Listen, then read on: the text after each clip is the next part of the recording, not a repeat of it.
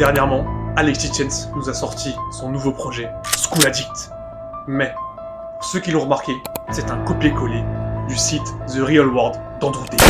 Regardez leurs deux sites, ce sont exactement le même design, le même copywriting, la même présentation des professeurs, et comme par hasard, ils vont vous apprendre les mêmes compétences. Parce que oui, ils ne veulent pas que vous appreniez les vraies compétences que eux utilisent. Bizarrement, ils ont le même storytelling qui englobe les deux personnages. Parce que oui, on a un ex-basketteur pro d'un côté et un ex-kickboxer pro de l'autre. En effet, comment ils ont réussi à se faire connaître sur les réseaux sociaux? On le sait tous, c'est grâce au contenu organique qu'ils ont mis sur les réseaux sociaux. Un contenu organique basé sur le discours polarisant créé par Kevin Samuels. Grâce au contenu organique qu'ils ont mis en place, créé d'ailleurs par qui? Par leurs affiliés. Parce que, en effet, la première compétence qu'ils vous apprennent, c'est l'affiliation. L'affiliation qui est basée sur le Fordisme. Le Fordisme a permis à ses salariés de gagner beaucoup plus d'argent qu'à l'époque. De ce fait, ça leur permettait d'avoir une plus grande consommation. Et, on le sait, Ford permettait à ses salariés d'acheter ses propres voitures. C'est ce que fait Alexis Tjens et Andrew Tate. Parce que oui, ils leur montrent comment faire de l'argent, mais surtout, grâce à l'argent qu'ils font, ils achètent leur formation. C'est ce que j'appelle la cage dorée. Leurs propres affiliés sont enchaînés à leur propre gourou. Dernièrement, vous l'avez sûrement remarqué, Alexis Tjens joue beaucoup sur les témoignages. Mais malheureusement, ce n'est pas le même niveau qu'Andrew Tate. Je vous laisse regarder par vous-même.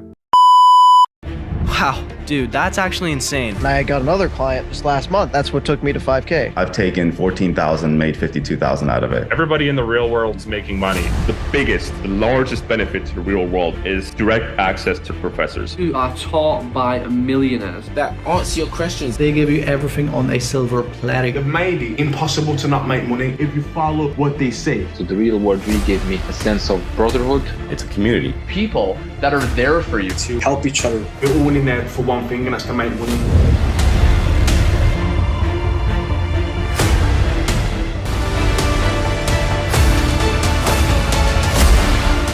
I've made 5K this month from just joining. That's fucking crazy. I made 4K in my first month. After 3 weeks, and I already made my money back.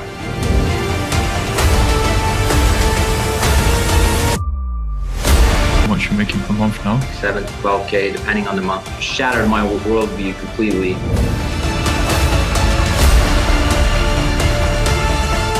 If you want to escape the 9 to 5, there is no better place to be than the real world.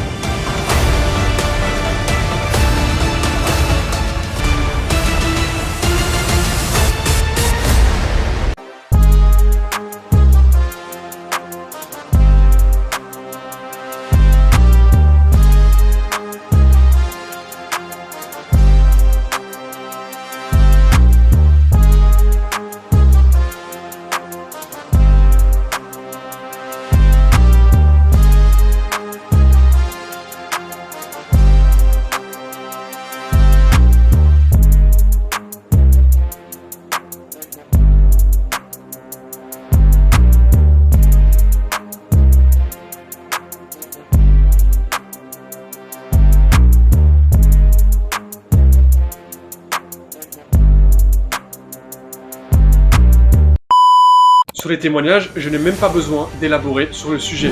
Regardez, School Addict est à 49,99 €. The Real World était à combien? 49 €.